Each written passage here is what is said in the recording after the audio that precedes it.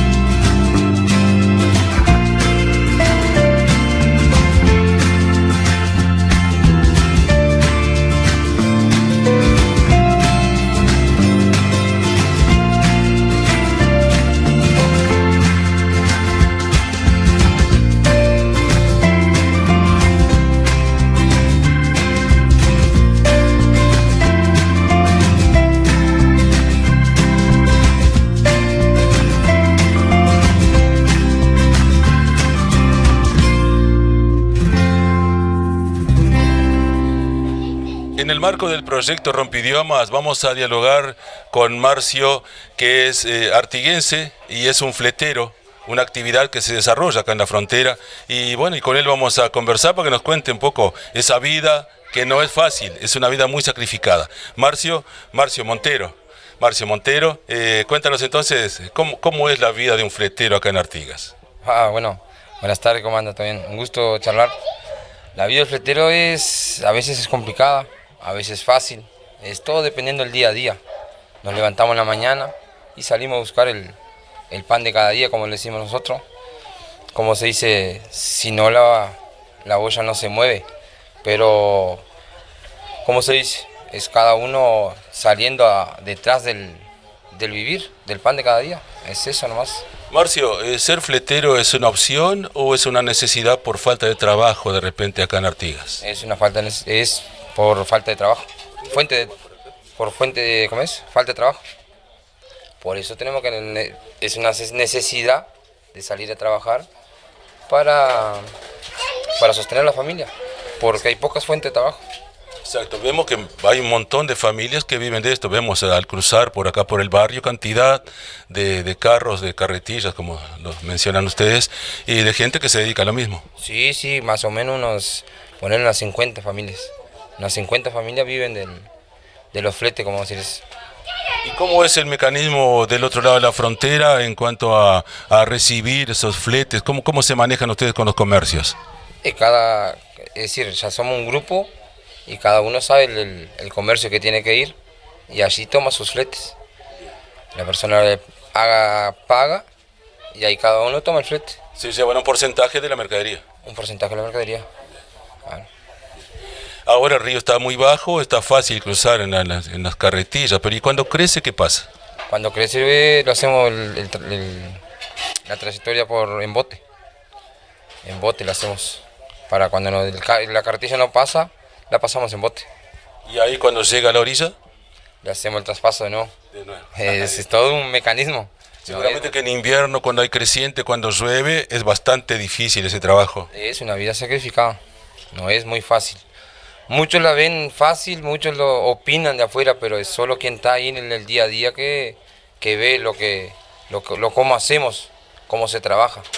Porque de afuera es fácil opinar, hablar. No lo hacemos tampoco para, vamos a decir así, provocar autoridades. Lo hacemos para mantener familia nomás. Todos lo hacen por eso. A pesar de que deberían las autoridades controlar estrictamente, seguramente que también hay un cierto afloje pensando en la falta de trabajo que hay en Artigas y la necesidad de las familias. Sí, obviamente que sí. Es un tiro y puje, un jueguito de cintura, vamos a hacer así, porque si no, ¿cuántas familias dejan de tener el pan de cada día? Donde empiezan a apretar las autoridades es complicado. ¿Y las diferencias de precios se mantienen a través del tiempo? Antes sí, pero ahora después de la pandemia hubo una elevación de precios en la parte de la construcción, parte de todo un poco, pero se elevó un poquito más. Antes había más movimiento, ahora es bien poco el movimiento. Pero aún así es más barato el lado brasileño. Sí, sí, es bien más barato. Marcio, seguramente que tú estás bregando para que tus hijos no hagan este trabajo, que puedan ir más allá. No, lo hacemos estudiar, tener el estudio, ya que no pudimos tener. Cuando tuvimos no lo aprovechamos, ahora estamos, vamos a decir, rampando en el buen español, ¿no? Pero el hijo no tiene que estudiar para ser alguien en la vida, que no le toque eso, lo que estamos haciendo nosotros. ¿Hay mucha gente que ha transmitido a sus hijos la misma actividad por acá? Hay muchos sí, padre, hijo, y ahí padre y nieto vienen de generación en generación. ¿Viste? Pero la mayoría inculca a los hijos a estudiar. Entre ustedes, fleteros, ¿hay un buen clima de trabajo, hay de ayudarse mutuamente? Sí, hay un clima bueno porque el sol cuando nace para todos. Es decir, si sos egoísta en ese sentido de querer trabajar solo vos, estás siendo contra la humanidad. Entonces el sol cuando nace para todos, entonces hay que compartir. Si Dios compartió el plan, ¿por qué no vamos a compartir un flete, vamos a decir así? Claro que sí. Bien, trabajo con caballos ¿Y cómo hacer para cuidar esos animales, para también alimentarlos? La alimentación está cara, eso también es importante para ustedes, mantenerlos con una buena salud. Sí, obviamente, el animal se paga su alimentación. Al ponerlo en el carro, él mismo se está pagando la alimentación. Entonces, por ahí va que mucha gente mira de afuera y opina lo que no sabe. Es solo venir, charlar y saber. Como dicen, anda mucho caballo en la calle, que ellos los hacen trabajar y los largan. No, el caballo que anda suelto es porque no tiene lo que hacer. Los que andan en el carro tienen su alimentación, tienen su encierra. Ahora que está, el tema de la sequía complicó un poco el tema del pasto, pero la alimentación es el animal mismo que se paga. Hacemos un jornal nosotros, pero hay un jornal también para el animal. La alimentación, el hierro, es todo bien alimentado el animal. Solo que lástima que mucha gente opina de afuera y no sabe. Hace el opinar de afuera, vamos a decir así. Hablan de que los maltratan, que les ponen un exceso de peso y demás. No, el exceso ya tenemos más o menos 500 kilos, 400 kilos, de ahí para 2 animales. Es de eso para menos. Es muy difícil que se ponga mucho peso. Pero ya, por ejemplo, otro día traían un bulto que pesaba 100 kilos y decían que era un maltrato, que venía 1000 kilos, pero era una cosa de 100 kilos. Cada uno sabe lo que carga, ¿entienden? Pero sabemos que sin el animal nosotros no tenemos nada. Es primero el animal y después nosotros. Es un compañero de trabajo muy importante. Es un padre de familia. Para nosotros es un padre de familia.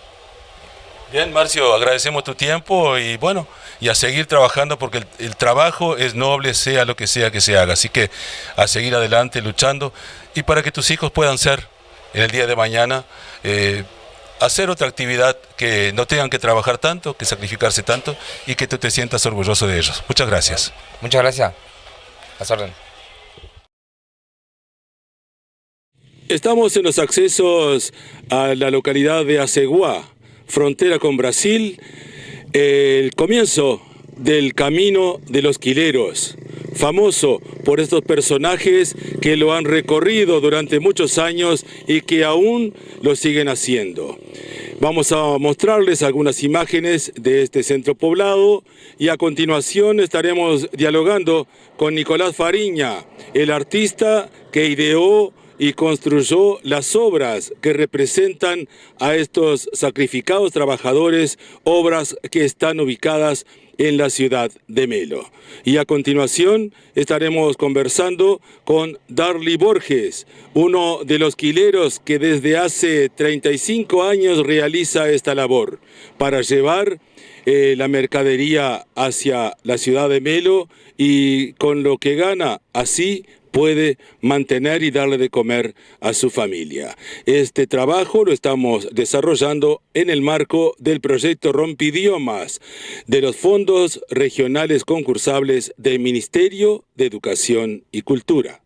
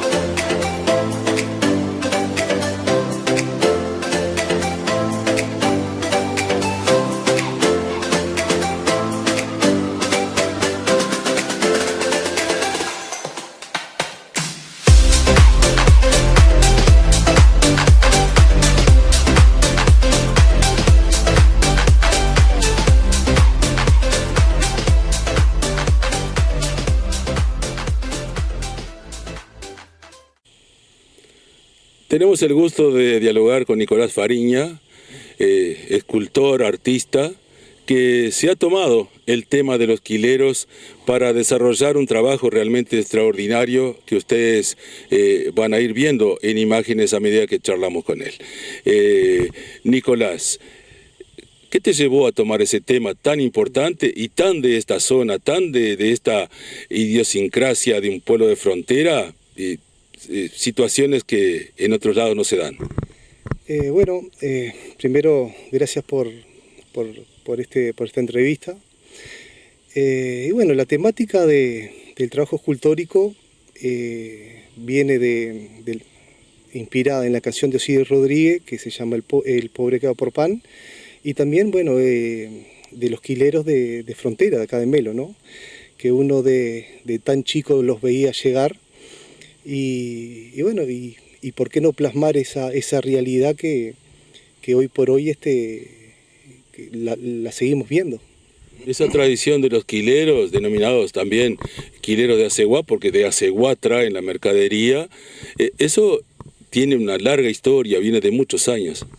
Sí, eso, ya te digo que el contrabando viene de la época de la banda oriental, así que estuvimos un poco estudiando las diferentes metodologías, y lo primero que pudimos encontrar fue la parte de los famosos cargueros, que eran 10, 15 caballos, enrabados, atados unos con otros, que ahí cargaban barriles de caña, azúcar y otras cosas más. A través del tiempo eso fue también, como todo, evolucionando, y se empezaron a usar otros vehículos como los que se utilizan actualmente. Algunos se destacan por la peligrosidad del transporte de garrafas de gas, por ejemplo, otros en bicicleta, pero por lo general personas de bajos recursos que buscan, como tú lo has dicho, ganarse el pan de cada día. Sí, a la medida que fue pasando el tiempo, la metodología y el transporte fue cambiando. La secuencia escultórica, ustedes van a ver bien que empieza con el tema de los cargueros a caballo, la bicicleta, la moto, y la señora llegando o bajándose de los ómnibus con los surtidos. Sí, a la medida que fue evolucionando el tema de vehículos, la gente fue cambiando para facilitar la ida y cargar un poquito más siempre. En un lugar donde seguramente falta oportunidades laborales, es un medio de vida para mucha gente. Sin duda que sí. Yo pienso que la única forma porque el contrabando está considerado un delito. La única forma que no haya más ese contrabando puede ser la igualdad de moneda, fuentes laborales, y de todas formas yo pienso que no tendría que estar considerado un delito el contrabando, ese contrabando hormiga, ese contrabando que el individuo va a la frontera para traer el pan a la casa, el jornal. Sí, el contrabando a gran escala, como ha pasado en ciertos lugares, como el puerto de Montevideo y otras cosas y otros lugares más. Yéndonos a la obra, Nicolás, ya desde un principio tuviste la idea de hacer todos estos personajes, o empezó de repente por uno y los fuiste agregando a los demás? No, la idea era hacer el quilero en bicicleta. Pero después tuvimos una charla con que en esa época era el intendente, que era Sergio Botana, y por qué no plasmar esa secuencia en el tiempo, se concretó la idea, y hoy por hoy hace 2 años que ya es una realidad el conjunto escultórico. Por otra parte, el material reciclado también le da un toque muy especial. Sí, bueno, eso, el trabajo escultórico es hecho 100% con material chatarra metálica. Todo aquello que la gente tira, yo lo convierto en obras de arte.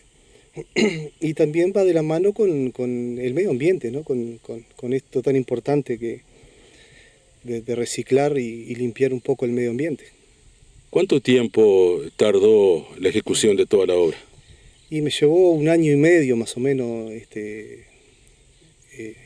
terminar el conjunto. Cuando la diste por terminada, ¿qué sensación, qué sentiste? Y una alegría enorme. Una vez que sentí una alegría enorme una vez que fue ensamblada la obra. Porque se terminó, tuvo como 1 año dentro de un galpón. Y bueno, y después se hicieron ciertos movimientos, acuerdos, no sé, que se pudieron ensamblar en la ruta. Y bueno, una vez que esas esculturas quedaron presentadas, para mí fue la verdad que una alegría enorme. ¿Considerás que hiciste un aporte importante para esta gente tan sacrificada? Sí, por supuesto. Un aporte no solamente para esa gente, sino para la sociedad. Y es algo muy representativo nuestro que de frontera acá. Bien, realmente una obra extraordinaria, un sentir muy profundo, así que me queda felicitarte por la inspiración, por la obra y agradecerte también tu tiempo de habernos recibido por acá. Bueno, muchas gracias y como siempre estamos a las órdenes y gracias a usted por esta entrevista.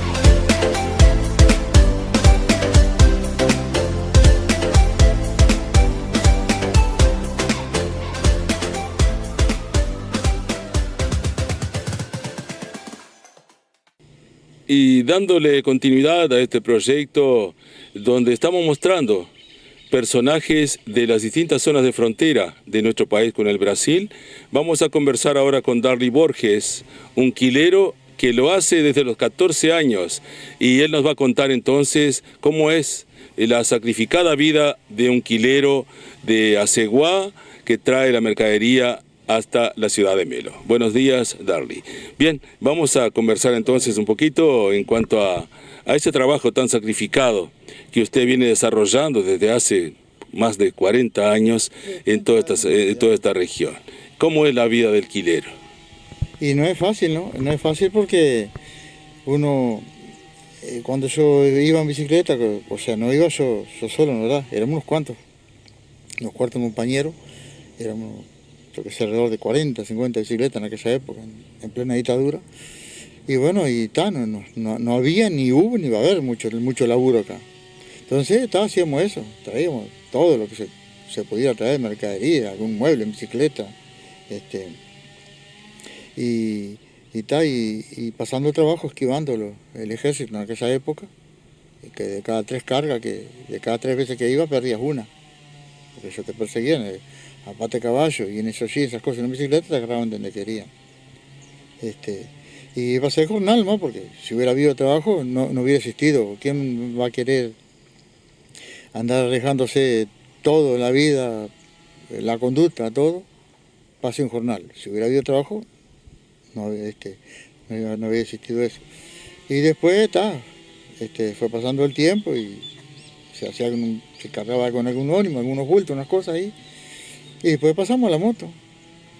Hubimos unos cuantos los que supimos manejar moto, pasamos a la moto y a los 18 años subí en una moto y seguí haciendo lo mismo. Ahí mejoró un poco la calidad del trabajo, digamos. Sí. Pero cuénteme un poquito en cuanto a ese trayecto en bicicleta. Son varios kilómetros de Aceguá hasta Melo. 60 kilómetros son 60.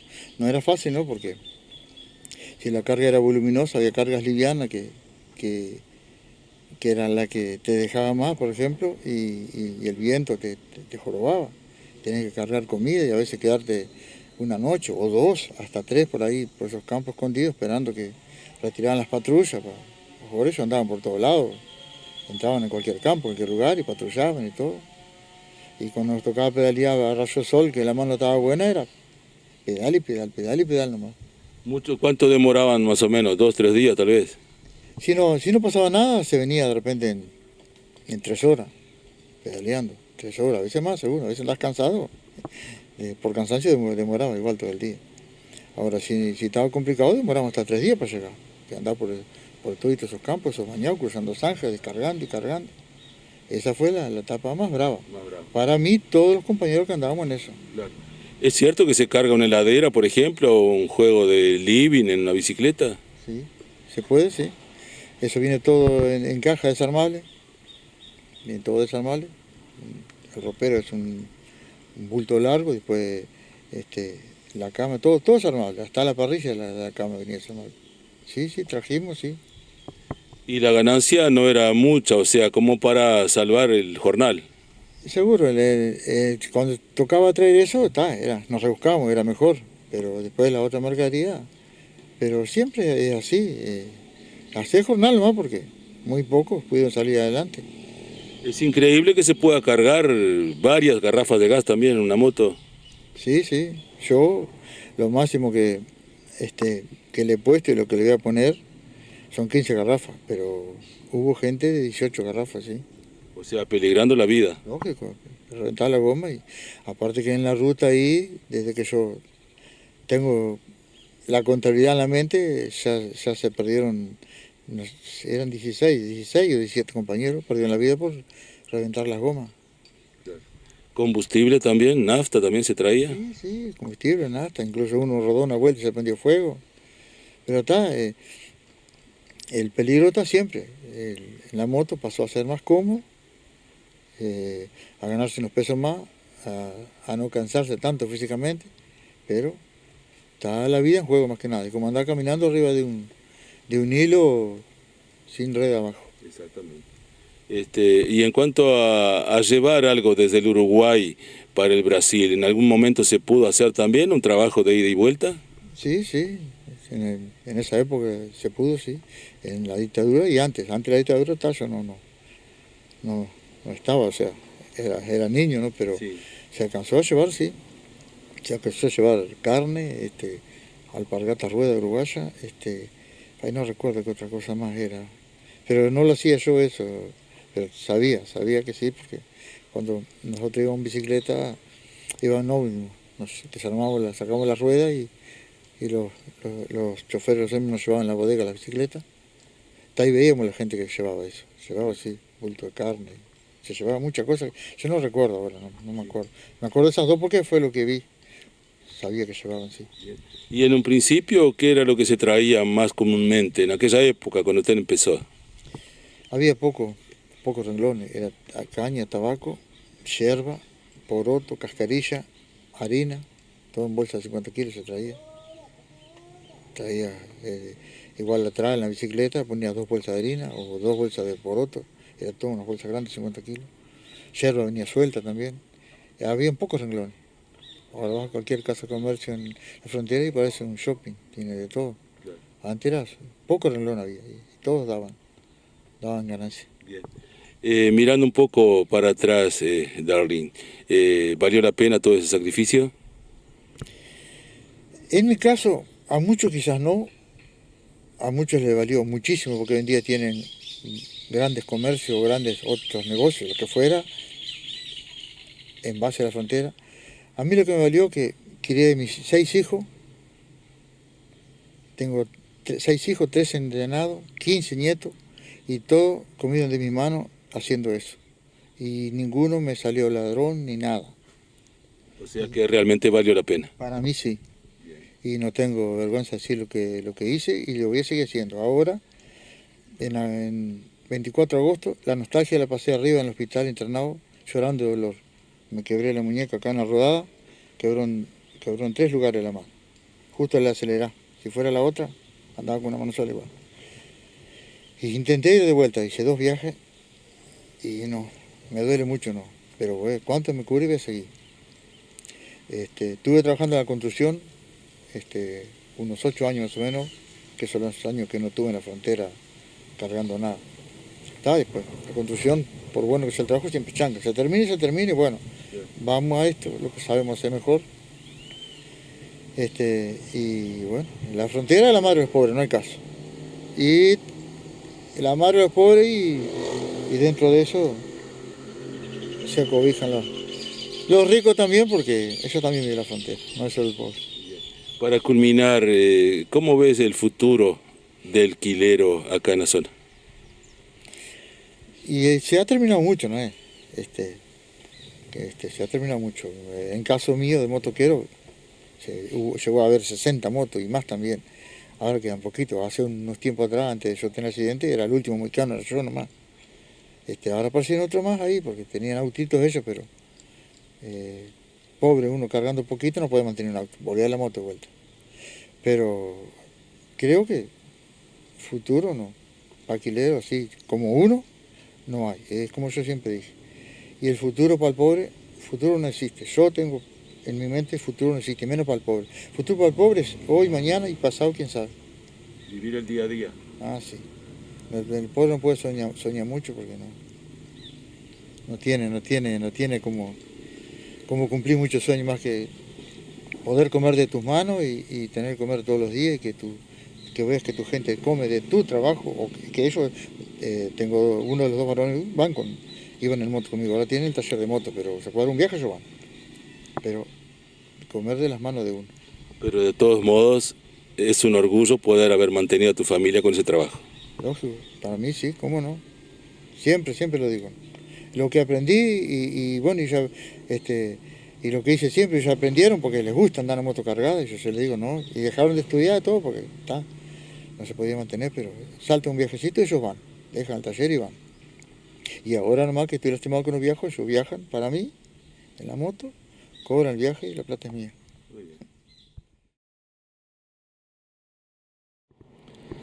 Continuamos desarrollando este proyecto de los fondos concursables del MEC, denominado Rompidiomas.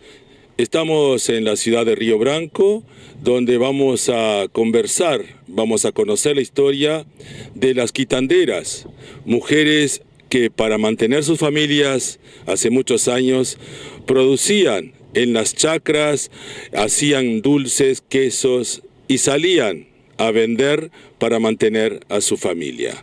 Vamos a conversar con la señora María Cardoso, hija de una de esas famosas quitanderas que vivieron en esta región hace muchos años.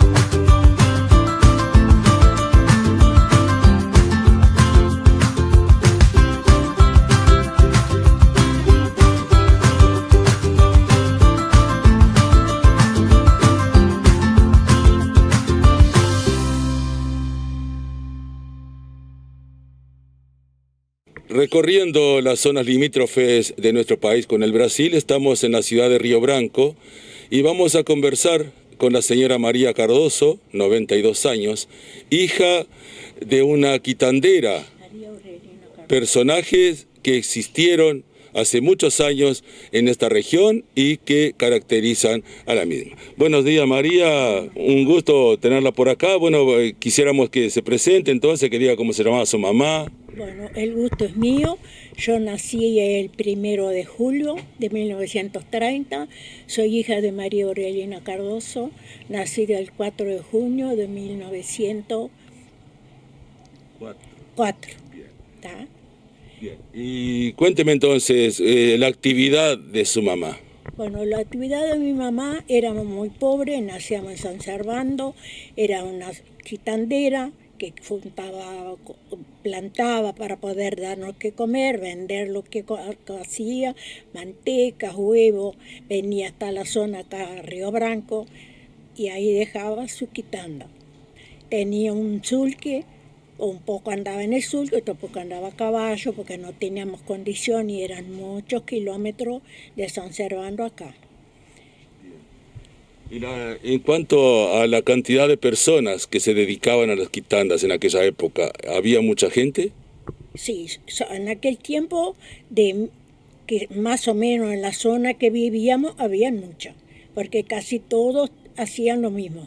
Casi todos venían a traer sus quitandas para comprar de vuelta lo que llevaban para la casa, que era lo que en San Servando no había.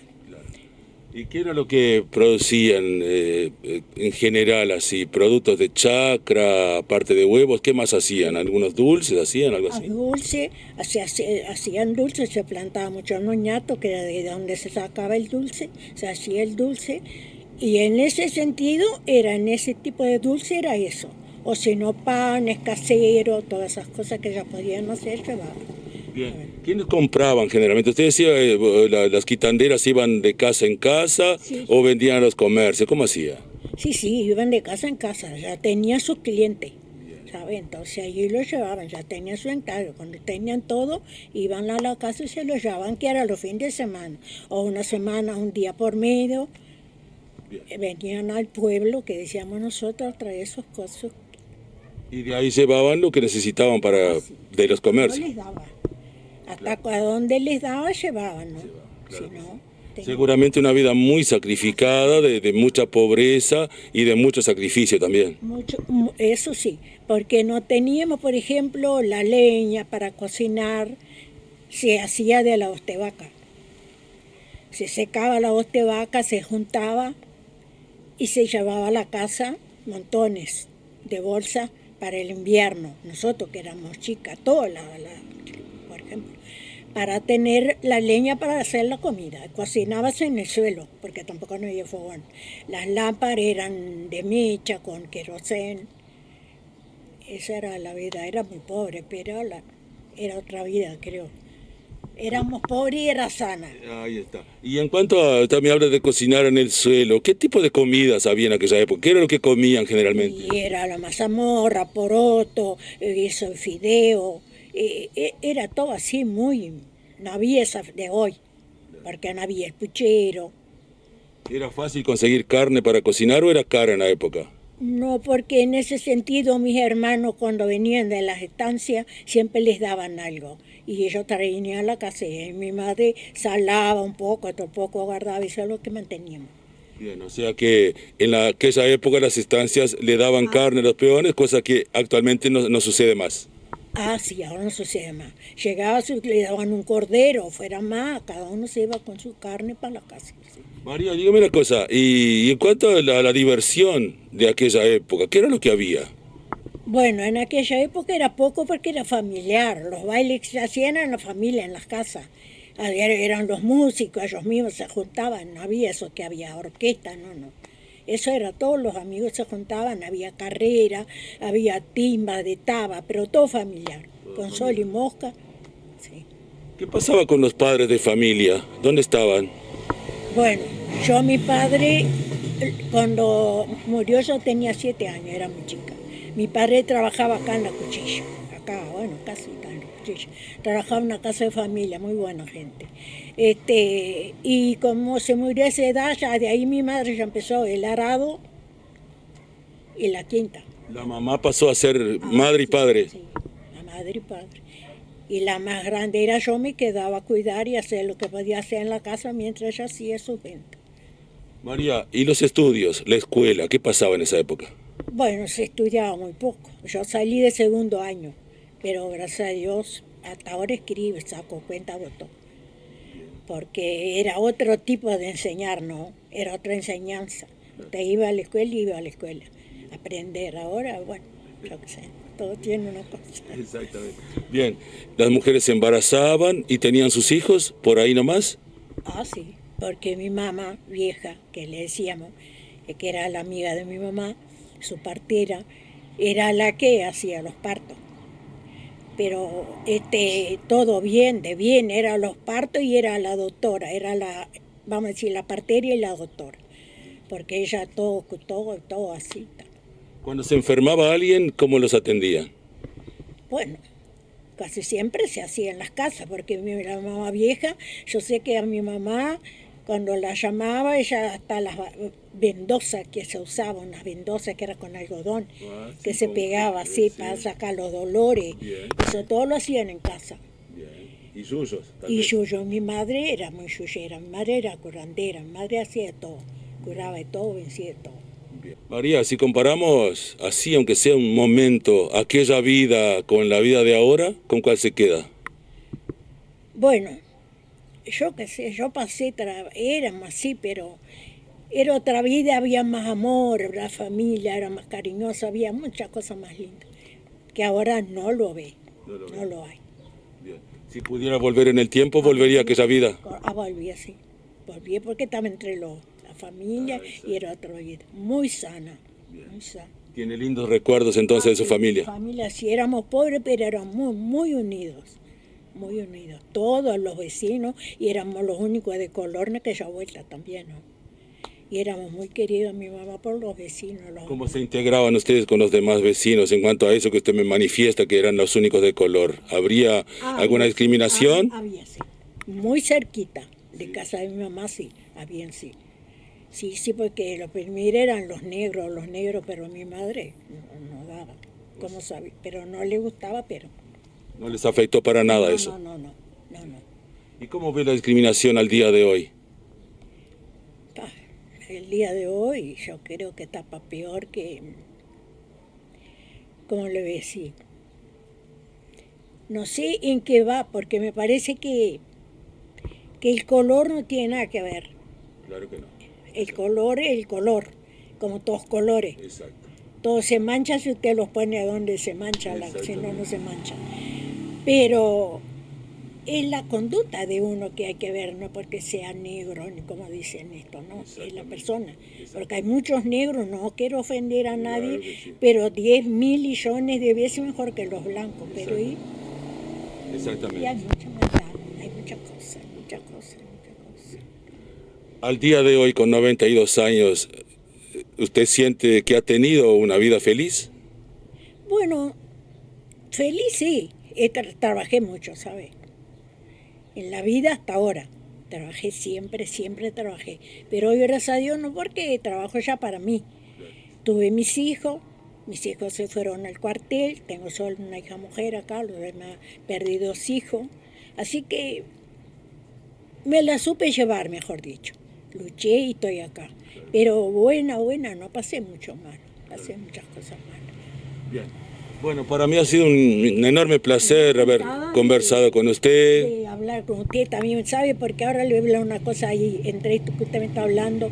Hace mucho yo tuve una invitación de Rivera, ustedes son de Rivera, sí, a un centro de religión, sí, sin conocerme, ¿no? Sí. Pero yo como tengo una... Como le decís, si tengo que hacer vencida también, llámame que estamos acá también. Sí.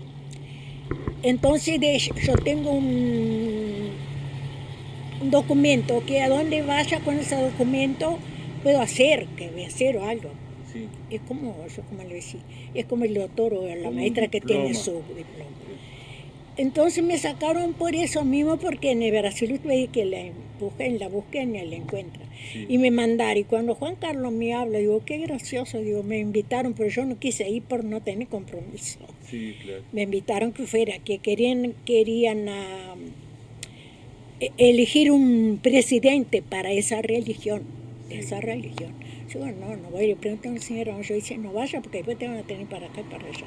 Y no fui. Ahora cuando me hablaron, digo, qué gracioso, salí de uno, no quise, ahora tengo que hablar por otro que vino. Encantado.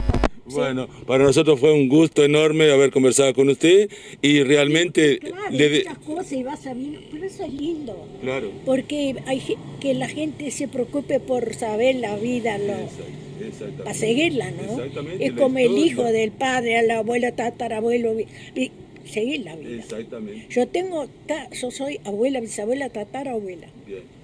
Bueno, la felicito por sus 92 años, realmente por estar con esa salud que usted está mostrando y por toda esa trayectoria, esa vida que tiene para contar, de sacrificio, pero también de grandes logros en su vida personal y familiar. Muchas gracias por su tiempo. Encantada de haberlos conocido y que sigan adelante. Muy bien, gracias. Que sea para lindo todo eso, recuerdos buenos de ustedes. Bien, muchas gracias. Muchas gracias a ustedes. En el marco del proyecto Rompidiomas continuamos recorriendo las localidades limítrofes con el Brasil. Hoy estamos en Bella Unión, les ofreceremos imágenes de esta ciudad y luego dialogamos con Pablo Moraes y Susana Santana, dos trabajadores de la caña de azúcar, en la producción principal de esta región de nuestro país.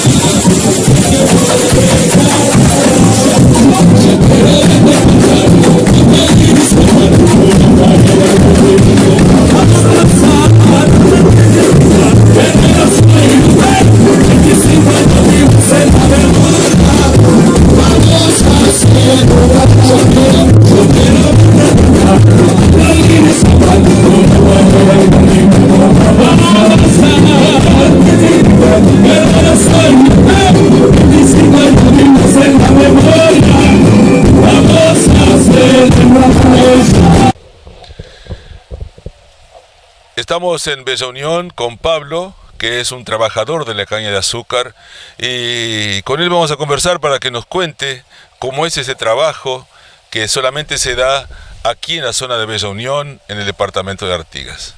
Pablo, bienvenido al proyecto Rompidiomas, y quisiera que nos contaras un poquito el trabajo que ustedes tienen, principalmente cuando se dedican al corte de la caña de azúcar. Bien, muy buenos días. Bueno, el corte de caña se arranca muy temprano, vamos a decir la 1, las 2, las 3 de la mañana, dependiendo de cada cortador, hace su horario, y ahí tiene un horario hasta que el cuerpo, vamos a decir, vaya. Eso la mayoría lo hace domingo a domingo, porque la zafra, vamos a decir, son 4 o 5 meses y después se termina. Y después de ahí viene que Bella Unión queda quieto, ¿no? Así que hay que aprovechar lo máximo el corte. O sea que no hay otra actividad, o sea hay que aprovechar la zafra, Sí. y con lo que se gana en la zafra tratar de mantenerse el resto del año. Claro, exactamente. Ahora que se consigue un seguro todos los años, por 5 años creo que al menos lo está ayudando, ¿no? Seguramente me hablas de levantarte a la 1:30, y ¿a qué hora termina tu jornada? Y puede terminar a las 12, a las 2 de la tarde, eso dependiendo el clima y el cuerpo, ¿no? Llegas a la chacra y ¿qué es lo primero que se hace?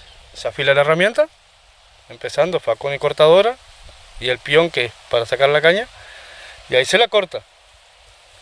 Se la corta acá y se la tira ahí, y ese se tira arriba. Después se la despunta, que se le saca esto, Sí. acá, y después se la moneda para afuera, va así ser cargada por el grapo. Si la moneda, ¿qué viene a hacer? Monear la caña.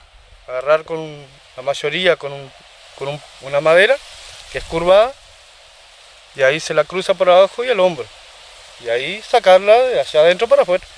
Pablo, y cuando llueve seguramente este trayecto queda muy embarrado. Queda. Y con agua también muchas veces. Con agua también. Sí, sí, sí. O sea que es un trabajo muy dificultoso. Sí, sí, sí. Sí, sí. Después de cortar, ustedes tienen un sector cada uno durante el día, ¿cómo es y Claro. cómo se llama? Son luchas. Se da por luchas. Las de lucha equivalen entre 400 y 500 metros, más o menos un promedio.